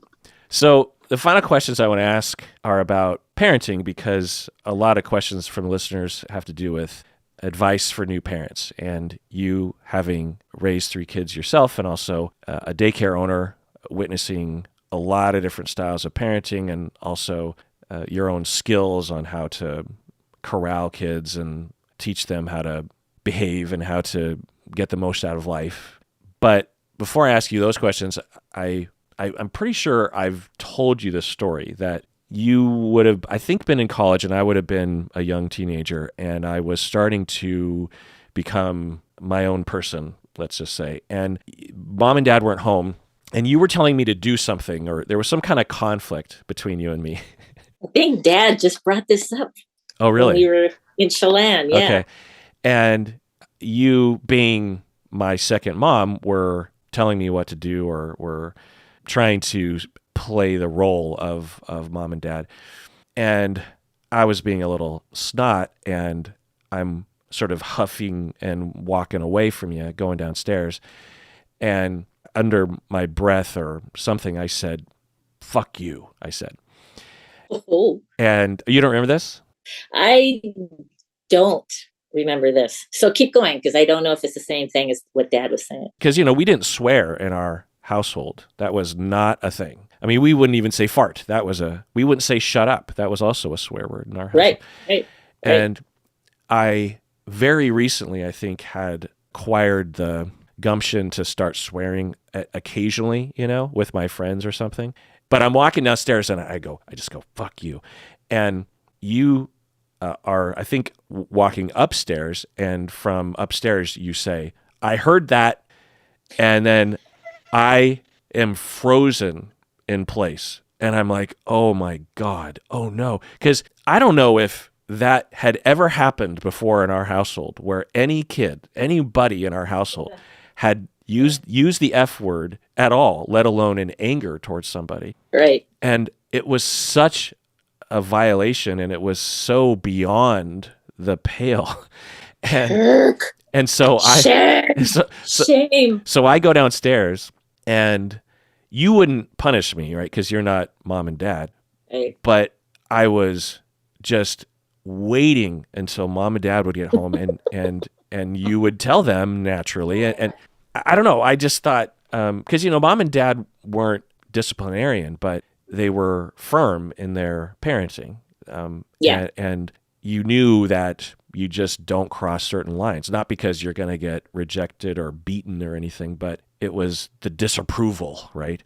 Right. And so I sat in my bedroom just waiting for the executioner to come home, and and then mom and dad pull into the driveway, and I hear them getting out of their car, and I'm just sitting there, and I hear them come in upstairs, and I'm thinking, okay, well, eventually Colleen's going to tell them, and then I'm going to hear the footsteps coming downstairs, and I'm waiting, and I'm waiting, and I'm waiting, and it never happens.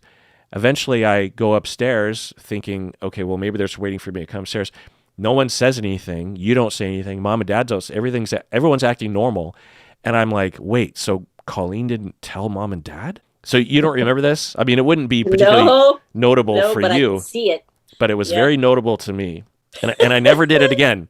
I never did it again. Because I didn't like that feeling, that feeling of knowing, of dread, I guess it would have been less formative if I was punished right away, right? But it's the anticipation. But yeah, so you don't. Maybe that was my leverage. Yeah, it's like, I know. Well, I got this on you. Well, I wonder what you would have even thought, because you would have been older, and there's a chance that it didn't even register to you. You're just like, he's being a snot. Anyway, moving on in life. I don't know. Right. I can't imagine that you would have been stewing on it. And if you had been, I'm guessing you would have told mom and dad, right? Right. Yeah. But do you remember me being a snot when I was a young teenager? I do remember your tone and confidence changing once you were a senior in high school. Like I wouldn't even say confidence, because you had that. It was just more of no, I'm pretty comfortable making my own decision on this. I hear you're not completely happy with my choice, and I'm still pretty good with it. It was more of a, yeah, no, I'm still going to do it. kind of. And that was revelationary, it wasn't rebellious though, by any means. I do remember there was a conflict or something that you were having with a particular teacher at school. And mom was saying, "Oh, I don't know. You should go talk to Kirk. Go talk to Kirk and tell him he needs to, listen to his teacher." And so I remember the background, but then I was like, I came down and you're in your room and you're kind of like, yeah, what? Because I wouldn't come down to your room. We wouldn't hang out. If we're going to hang out, it's going to be in the living room or kitchen or something. But so you automatically are curious as to why are you knocking on my door? And it was when I was in college, so I wasn't home all the time either. So it was, I come down and I relay the message of, yeah, probably not going to do you good to take a stand on this. Take an easier route. Do what you got to do it. It's just, it sucks, but you got to do it.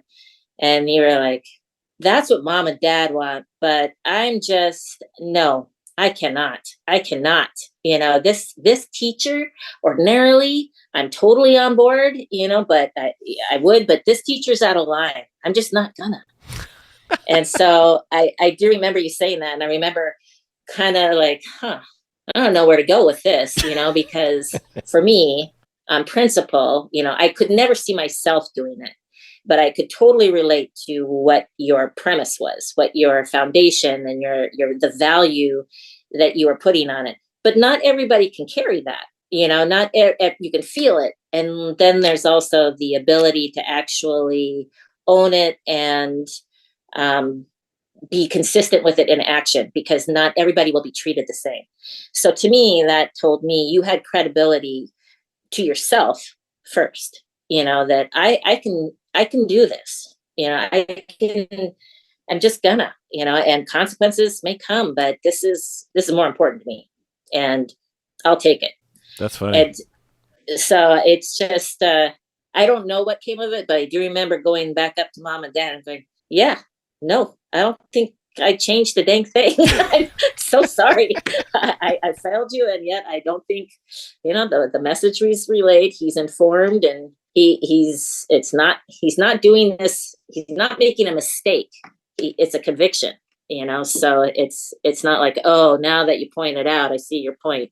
It was no, that's not the scenario. The scenario is this. And I'm not going to back down on this one. I'm just not. That's funny. So I wonder what it was. It sounds like quite a crisis that happened, because how could mom and dad have heard about it and then asked you for help, and that I was taking a stand? Mom does know what this is. I would for sure check with her on that. Huh. But advice for young parents, Colleen, what do you see parents, what are the common problems that they run into? This is kind of like Pandora's box in a way, because parenting to me is sort of like religion and politics. People feel pretty strongly about it, and you don't often influence people to get out of one school of thought and move over to another school of thought. You're kind of in that zone, either consciously or subconsciously. But, for today, I feel like there is a difference in that parents don't feel like they can let their kids be bored, that somehow they're not doing enough as a parent to ensure that their children, if they have downtime or they're showing boredom or they're not actively engaged in some activity, whether it be sports or a play date or a competition or something like that. And I feel that there's a loss there that some of the kids won't even know they're missing out on, that to some extent, I think there's some necessary downtime, and what the kids choose to do with that downtime is sort of what defines you later in life. I think an ability to cope. And I think it also, there's so much FOMO out there, even with adults. And if you don't have that foundation of who am I as a separate, independent being, when I'm not engaged in something that's already structured for me, what do I do with myself? How do I spend that time? And if you don't have that reference, that it kind of sets you up for kind of doing things you might not necessarily enjoy, or it's disconcerting to be alone and have that time instead of relaxing. And now I can have some me time. And I don't know if kids get enough opportunities these days to do that, because they're either with their parents or they're doing something else. Not a lot of independent, unstructured, and alone time. And that's just the way our culture is. It's not a parental problem, and time will tell. But I kind of feel like there's a component of childhood that you and I grew up with, which was unsupervised. It's not as available anymore. It's not favored. Like, people don't condone it. You don't find people in my field or in teachers. I don't know if they do or don't, but I do feel like there's a loss of self that you don't even know you don't have if you don't ever have the opportunity to be alone, or be not even alone, just allowed to do whatever you want. And some kids, I think I actually see on some Facebook groups that I'm with other daycare providers, like, these children don't know how to play. It's a weird concept to think about. And they often will gravitate towards the provider or the other adults in the room for, what are we doing next? What's next? There isn't an independent thought of, what would I like to do with my time? Or what do I even enjoy? What do I like? What are my things? And they don't know how to play without direction. And it's an art that we didn't even know we were developing when we were growing up. But I do think that without it, you do have a loss of identity, or something that never got fully developed when you're young. How do parents do that if they were to shift? Say you have a 4-year-old and they're at home all the time, most of the time, or a lot of the time, and you're with your 4-year-old and they are used to doing structured things, or having, because the other thing is there's smaller families these days. And so there's sometimes no other siblings to play with, right? And those kids tend to act more like adults because that's who they interact with, right?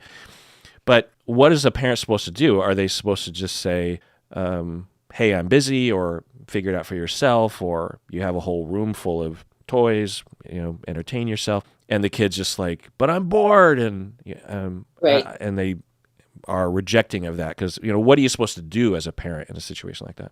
Well, in the daycare, when I have the older children, particularly in the summer, every once in a while, in the very beginning, one of them will say, I'm bored, not directly to me, but just out loud, and say, I'm bored. And I will say, that's awesome. Good for you. I'm glad you get a chance to be bored. That's a good place to be, and because what that means is you get to do whatever you want. There's so many choices. And, honestly, if you're bored, that's on you. That's, you have options, and there, what do you can choose to do nothing. That's fine. That's healthy too. You don't have to do something all the time. But think about it. Do you want to be with people? Do you want to be, kind of show all the options of, you can be with people. What do you feel like? And to have them, internalize and take a look at, what do I want to do? What is it I want to do? And eventually you find them kind of quietly evolving into something. And it might take a while, but they do find their way. And they don't often continue to bring it up. I'm bored. I'm bored. They find some alone time, or they find some together time with other friends. And that ability to form bonds with other kids, older and younger, is pretty impressive, and you will find that there will be leaders, that kind of take on, hey, you want to play this game? Yeah, I want to play this game. So, but they also know they have the freedom of being able to not have to do it. I don't have to if I prefer not to do it, and that ability, that discretion, that I get to choose how I spend my time, I think is somewhat of a foreign concept to young kids, young kids. that if they do know what they're going to do with their downtime, what they look forward to, having something that they are of their own design, even if it's doing absolutely nothing, just vegging without a phone or a device or something, if they can. It's hard by today's standards, but what do you do about that? Like devices, do the kids want their iPads and whatnot? Yeah, they do. And, a lot of centers and providers, it's an absolute no. We do not have them. I just find, we limit it, and it has to be, whatever content it is, has to be appropriate for everybody, and no internet connection. You can't just be out there on your own.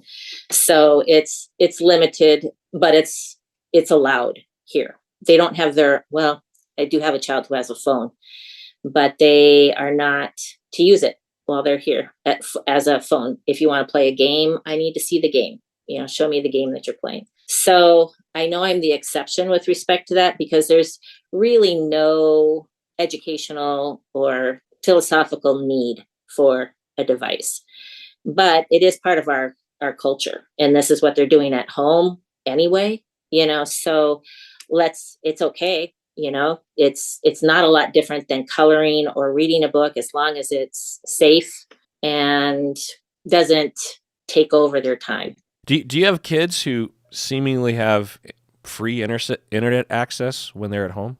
Maybe the older ones, and I'm talking like 8 to 10 years old, they might, but I don't know for sure. Doesn't that sound unwise? I think it's unsafe for sure. Yeah, that I don't know how you can feel responsible without knowing for sure what they're having access to. Different families handle it differently. I don't get involved in that side of things. But yeah, I think the internet's a very scary place for kids of that age, for sure. Yeah. What other pitfalls do you see parents struggling with? Too many choices, kind of giving their kids too many choices. We're taught to let them have their independence and make their choices, so they have a sense of control of their world as they perceive it. But not every choice is an appropriate choice, for one. But two, I think that inadvertently we can accidentally give them too many, and it's just more than they're ready for. What kind of choices? Like what to wear or what to do? Sometimes what to wear, is where it can start, but it'll be like, what cereal do you want? What do you want to wear? Which shoes do you want? Do you want to sit in this car seat or that car seat? Do you want to, who do you want to take you to the car? Who do you want to take you out of the car? Who's going to send, who do you want to take you to bed tonight? And there's a certain amount where, I just try to advise that whatever you decide, make sure you're ready to do that every time. Whatever you allow, make sure it's something that you will allow every time, because you're setting yourself up for a contest every time. So if you go, well, that's just this one time, it's not to them. That's the new norm now. That's the new bar. So don't think that it is. For them, that's the new norm. And you just showed them there's more, and if I maybe fight a little bit more, I might get something more. I don't know. It paid off this time. So. Sounds exhausting as a parent too. For sure. And that's what I think, is that we felt like we gave them a treat, but we really showed them something to pine for later on, or hope for. It's that hope of, maybe I'll get it this time too. Maybe I won't, and then when I don't, I'm disappointed, instead of thinking it was a treat. Instead now I really want it. I mean, when we were growing up, it was probably too far the other direction. We didn't have any choices about anything. Agreed. Right. And I think it's really healthy to give them those choices, but you have to have a plan of what your choices are going to be about. So instead of saying, what do you want to wear today? It's going to be, which pants? I've got two. You make a choice. And every once in a while, they're going to not want any of those, but you don't keep pulling out the next pair of pants, and saying, do you want this one? Do you want this one? Because once they're in that mode, they say no to everything. There's not a yes in there. So we're deceiving ourselves into thinking that this is by offering more choices, the problem gets solved. They're usually just waking up in a mindset of, I feel not agreeable, and they don't even know why. So they're just going to fight everything along the way. And the more choices you give them, that kind of the angrier they get, because none of that suits me. And now I'm mad at you, because you're not giving me anything I want. None of this is suitable. I don't like it. Well, that sounds really difficult because, of course, you don't want to just dictate everything for the child. Nope. So you have to ride this line. And some kids are more fussy than others, right? Right. And it's way more an art than it is a fine, do this, do that. It's just kind of know your child. Yeah. But also don't set yourself up for a fight for tomorrow. Yeah. That's interesting because I do see that anecdotally, young kids who just seem to do exactly what you're describing of none of the options are what they want. And the entire family is now orbiting around this child's inertia of, but I don't want any of those things. And the parents keep trying, well, what about this one? And, what about that one? And the kid's just like, no. And when we were kids, there was never, again, probably too far in the other direction, but there was never even a question as to whether or not you would have a choice in the matter, Right. And I think a part of it was just the limited choices available to parents back then. But also, when you have 4 kids, you can't allow 4 different preferences to be entertained. You have to create a collective decision, and yeah, the one time I remember this happening was I was maybe going through a little bit of a rebellious period in early teenage life, and we sat down at the dinner table to eat, and I said something like, "Oh, this again," or something like that. And Mom said, well, and she wasn't upset. She was like, well, if you want to make yourself a sandwich, go for it, or something. And I'm looking at her and I'm thinking, because doesn't that sound bizarre? Right. Not for how we grew up. So it almost feels like a trick question. Like, are you going to go for it? This seems like a challenge. Yeah. Oh, yeah. What's Kirk going to do? Yeah. It's like, don't take the bait. But I said, okay, I'm going to go make myself a sandwich. And I made myself a peanut butter jelly sandwich. And I was on cloud 9. I don't know why I never did it again. I never did it. But I remember that distinctly. And I remember how strange it was that, one, that I was allowed to, but 2, that I even said anything. It was such a foreign concept. Right. To this Did you day, say it like your "fuck you" though under your breath. And maybe it was the same. Maybe it was the same week. Like I went through 1 week of teenage defiance, and I was just gonna start saying no to things. Fuck this meal. Yeah. Get me a PB&J. Oh God, I would have been thrown out the window. I'm sure if it was something like that. Oh, and then I would have gotten a call. You got to come talk to Kirk. Yeah, he's out in the woods. We've locked him out of the house. That's interesting. The too many choices. Yeah, I could see that because it fits with the pendulum swing which is good, of listening to children and valuing their preferences and not being draconian or abusive.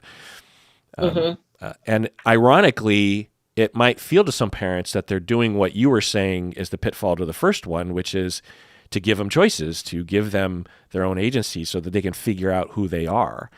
But like you say, it's an art form. Right. It depends, right?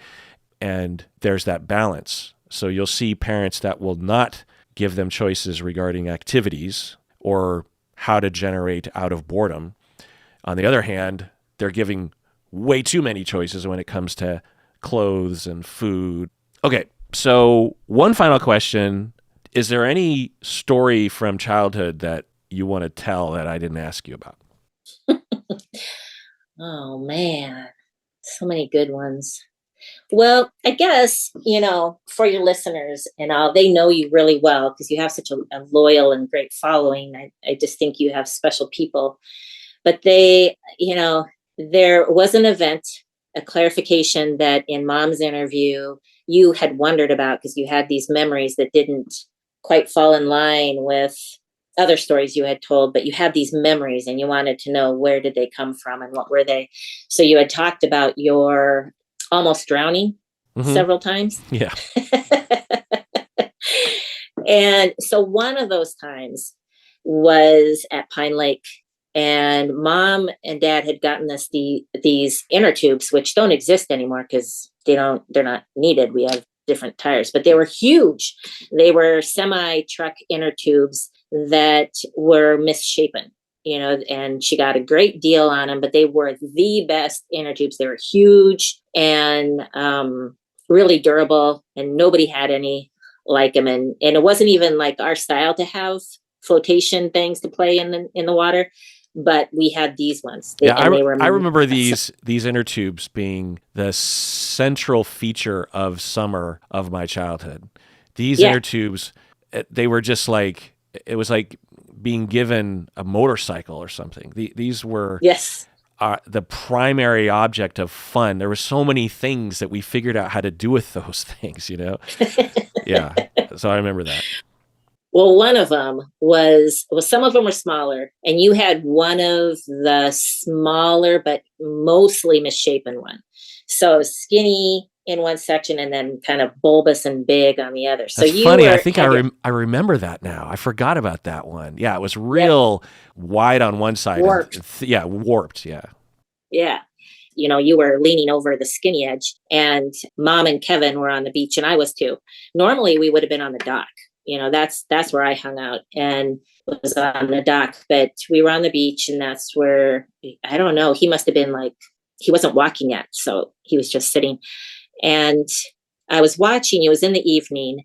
So there weren't a lot of swimmers, but there was a cluster of teenage boys that were wrestling and playing around in the water and having a really good time. And you had started in the shallow end, but the inner tube took you, and you were just floating and enjoying yourself, but you were gradually getting closer and closer to these boys. And so I happened to be watching you thinking, yeah, maybe he needs to move over, and stay away from these boys, because they didn't even see you. They were just doing their own thing.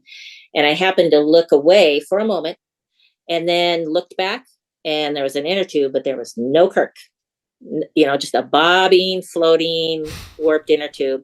And I ran, into the water and found you on the bottom, right where I last saw you. But you were just sitting, kind of almost like cross-legged, like, here I am. This is the end. I accept it.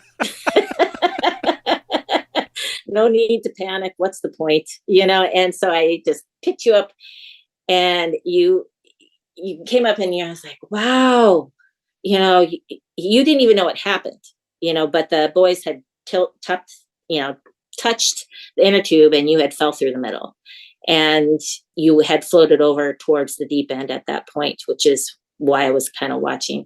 So you were on the bottom, and there you were. And you didn't even say anything. You were not unnerved. You were just like, that was something, and that was it.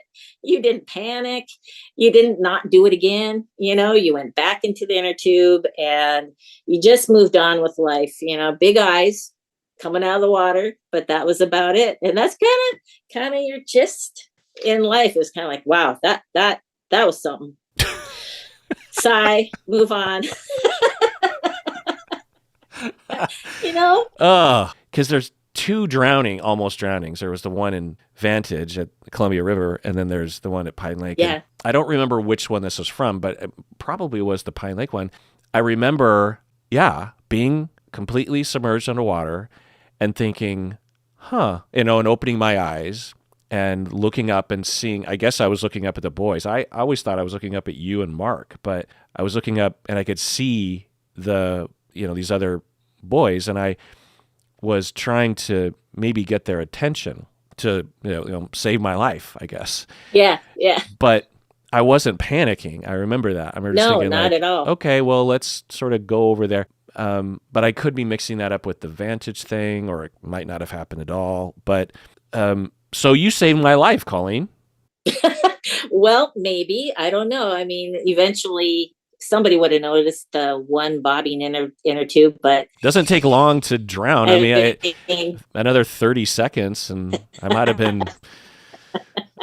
have died. I mean, literally. I just remember how chill you were, and like, because for me, that would have been terrifying. I know I probably would have never gone back into an inner tube again, or somewhere where I couldn't touch, but it seemed to be, you were like, yeah, that was scary. And then I'm moving on. Didn't dwell on it. You recognized it for what it was. You knew it was scary. It wasn't that you didn't know better.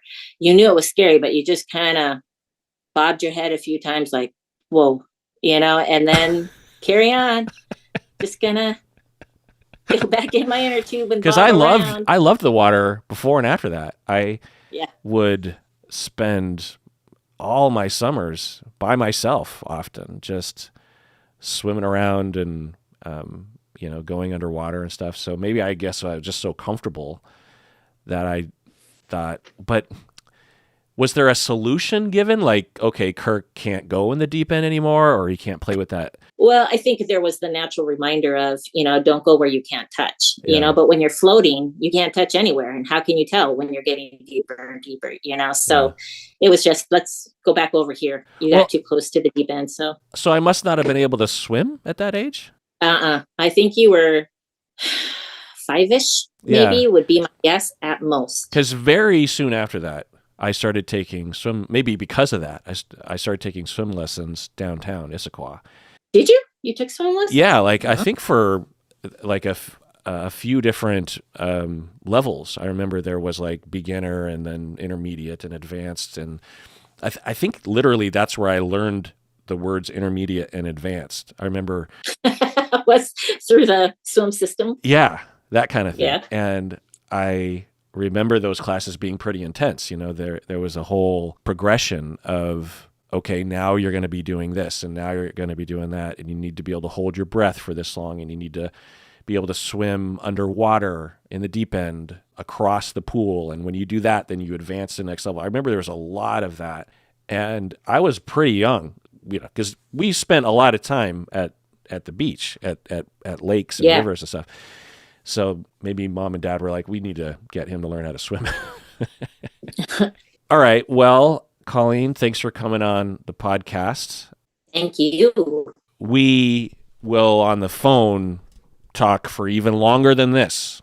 So this is true. This conversation was a typical conversation of ours. And I'm always amazed at how long you and I can talk, and also how much of a night owl you are, because you're 2 hours ahead in Minnesota, and it'll be like 1 a.m. on a school night that you have to work the next day. And I'm like, Colleen, it's 3 a.m. out there. Like, you got to go to bed. And you're like, oh, okay, whatever. Our whole family is like extreme night owls. And so anyway, it's always great to talk with you and compare stories and laugh about farts. And I feel like we gave we gave the listeners a chance to hear those kinds of conversations.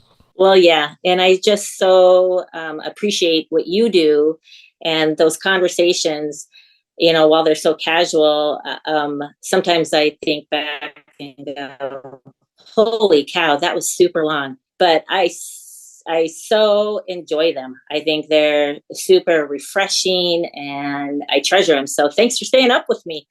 Yeah, me too. I treasure them too. All right. Well, that does it for that episode. Everyone out there, please take care of them. Please take care of yourself. Colleen, why should people take care of themselves?